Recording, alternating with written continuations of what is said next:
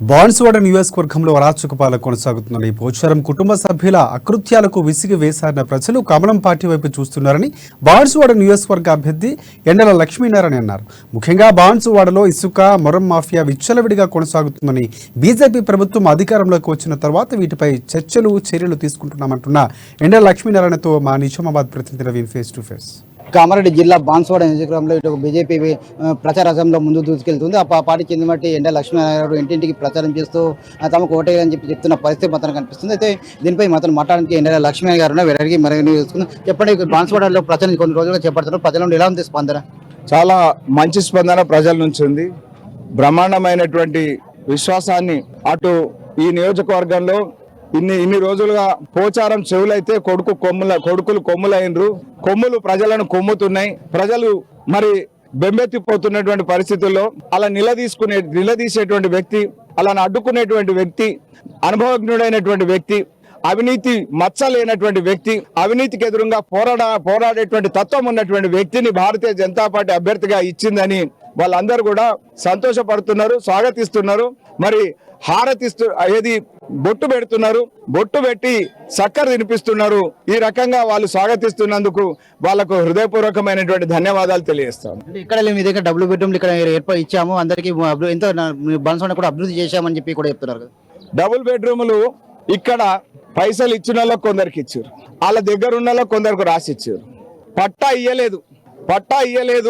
పట్టా ఇయ్యాల్సినటువంటిది అవసరం ఉన్నది. ఎందుకు ఇయ్యలేదు పట్టా అంటే ప్రధానమంత్రి ఆవాస్ యోజన నిధుల కింద ఇవి నిర్మాణం జరిగినాయి కాబట్టి, పట్టా ఇస్తే దాని మీద ఆ సెంటెన్స్ రాయాలి కాబట్టి, ఆ వాక్యం రాయాలి కాబట్టి, ప్రధానమంత్రి ఆవాస్ యోజన నిధుల కింద నిధులతో నిర్మితమైన ఇల్లు అలాట్మెంట్ పేరు ఎవరికి ఇస్తున్నాం అనేది రాయాల.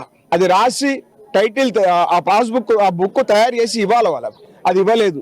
ఎందుకంటే ఇవి ప్రధానమంత్రి నరేంద్ర మోడీ ఇచ్చిన ఇండ్లు. ఇలా మున్సిపల్ చైర్మన్ కు ఎందుకు ఇచ్చుకుంటాడండి? ఇలా సర్పంచ్ కు ఎందుకు ఇచ్చుకుంటాడండి?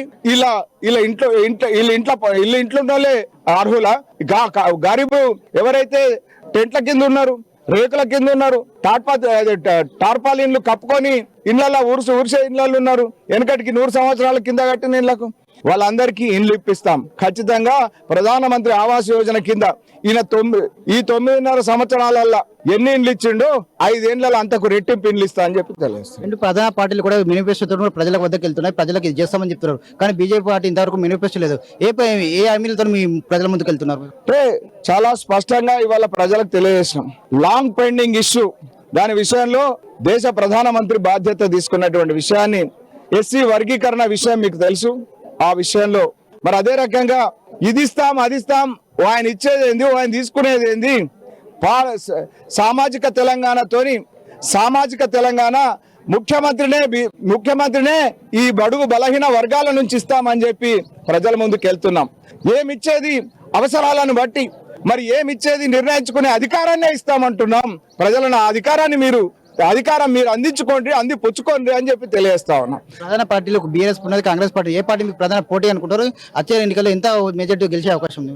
ఖచ్చితంగా మీ అంచనాలు, మీ ఆలోచనలు ఎన్నికల ముందు, ఎన్నికల తర్వాత మెజార్టీ ఎంతో మీరు లెక్కేసి చెప్తారు. మీరు ఊహించిన దానికంటే మెజార్టీతోని గెలవబోతారు. ప్రధానికి ఒకటే చెప్తున్నారు, ప్రచారంలో భాగంగా ఇప్పుడు బాన్సువాడ నియోజకవర్గంలో తమకు ఇంటి మంచి ఆదరణ వస్తుందని చెప్పి వచ్చే ఎన్నికల్లో మాత్రం బాన్సువాడలో ఇటు బీజేపీ పార్టీ గెలవడం ఖాయమని చెప్పి చెప్తున్నారు.